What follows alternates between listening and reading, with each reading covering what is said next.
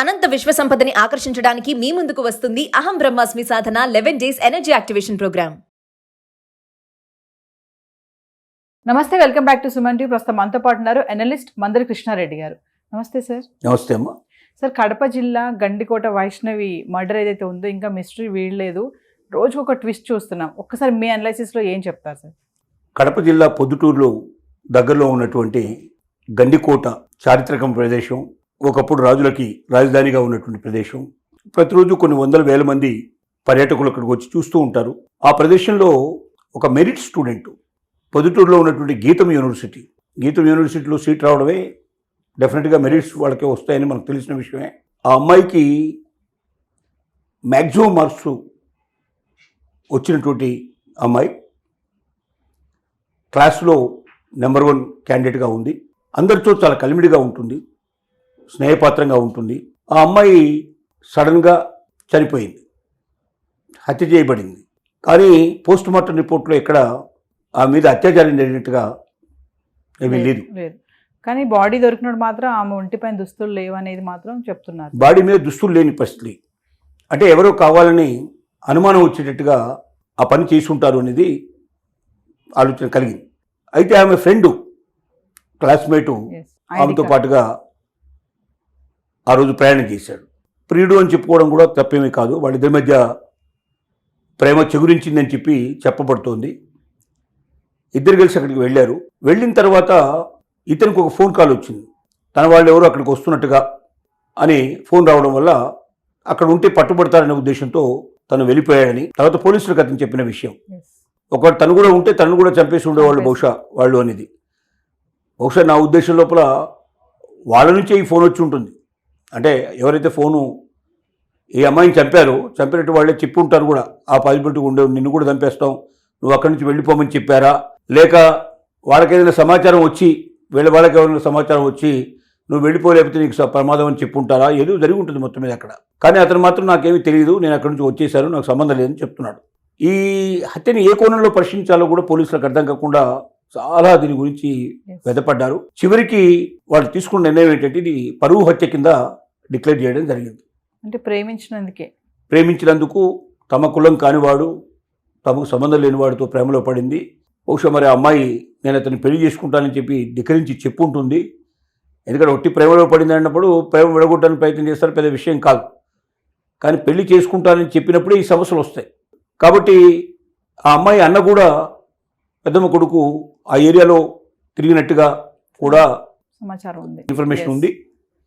వీటన్నిటిని బట్టి ఖచ్చితంగా ఈ పిల్లవాడుతో ఆ అమ్మాయి లేచిపోవడానికి సిద్ధంగా ఉందో లేకపోతే పెళ్లి చేసుకోవడానికి సిద్ధంగా ఉందో అనేటువంటి సమాచారం వాడు తెలియడం వల్లే ఆ అమ్మాయిని మట్టుపెట్టేందుకు సిద్ధపడ్డారు. ఎందుకంటే అత్యాచారం జరగలేదు, బయట వాళ్ళు ఎవరు చంపాల్సిన అవసరం లేదు. ఏదైనా ప్రేమ ఇంకొకరినైనా ప్రేమించి ఆ ప్రేమ కాదని ఇతన్ని ప్రేమించడం ఎట్లా జరిగితే అవతల వాడు ఏమన్నా పగ తీర్చుకోవడానికి ప్రయత్నం చేసే అవకాశాలు ఉండొచ్చు. అలాంటి సంఘటనలు ఏమీ లేవు. మొత్తం టోటల్గా పోలీస్ ఎంక్వైరీ చేసిన విషయంలో ఆ విషయాలు ఏమి బయటికి రాలేదు. ఈ ఒక్కడితోటే సంబంధం ఉన్నట్టుగా, ఈ ఒక్కరిలోనే కలిసి తిరిగినట్టుగా, ఈ ఒక్కడితోటే బహుశా పెళ్లి కూడా చేసుకోవడానికి సిద్ధపడుతున్నట్టుగా పరిస్థితులు ఉండి ఉండవచ్చు. పరువు హత్యగానే దీన్ని డిక్లేర్ చేశారు.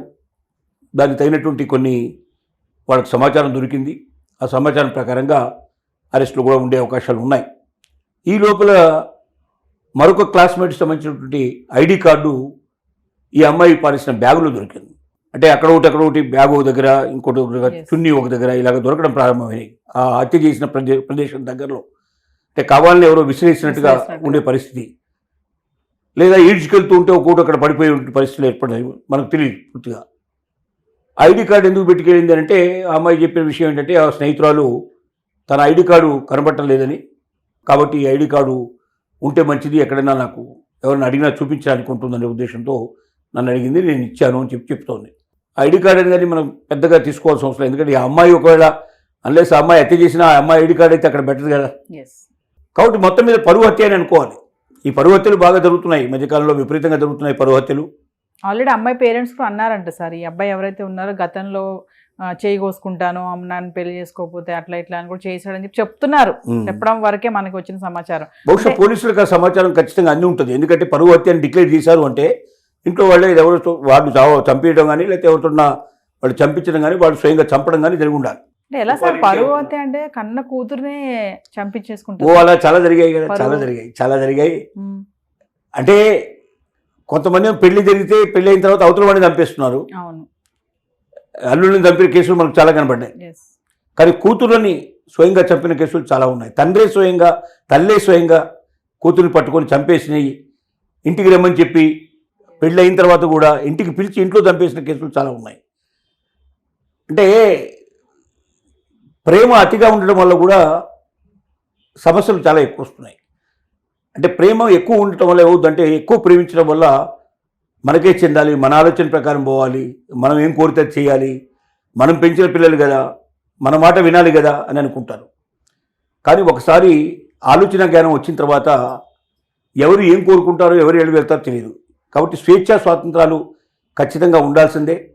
ఒకసారి స్వేచ్ఛా స్వాతంత్రం వచ్చిన తర్వాత వాళ్ళ ఆలోచన ప్రకారం పోతారు తప్ప వాళ్ళు మన ఆలోచన ప్రకారం పోవాలంటే పోరు. ఎస్. పెంచడం వరకు మన బాధ్యత. వాళ్ళకి వాళ్ళ కాళ్ళ మీద వాళ్ళు నిలబడడానికి ప్రయత్నం స్వేచ్ఛ ఇవ్వడం మనం సొంత వాళ్ళకి ఊతం ఇవ్వాలి. వాళ్ళు ఒకసారి ఎదిగి వాళ్ళ కాళ్ళ మీద వాళ్ళు నిలబడటం మొదలుపెట్టిన తర్వాత వాళ్ళ జీవితాన్ని వాళ్ళకు వదిలేయాలి. మనల్ని గైడెన్స్ అడిగితే మన ప్రకారం గైడెన్స్ వెళ్ళాలి. మనం చెప్పదలుచుకుంటే ఇది మంచిది కాదు, చెడ్డదని చెప్పి మనం దారి చూపించడానికి ప్రయత్నం చేయడం తప్పు కాదు. కానీ వాళ్ళు ఆ దారిలోనే పోవాలనుకోవడం కూడా కరెక్ట్ కాదు. ప్రపంచం పుట్టినప్పటి నుంచి చూస్తున్నాం మనం. ఈవెన్ రాజుల కుటుంబాల్లో రాచరికంలో కూడా రాజకుమారులు దాసి వాళ్ళని పెళ్లి చేసుకున్నవి ఉన్నాయి.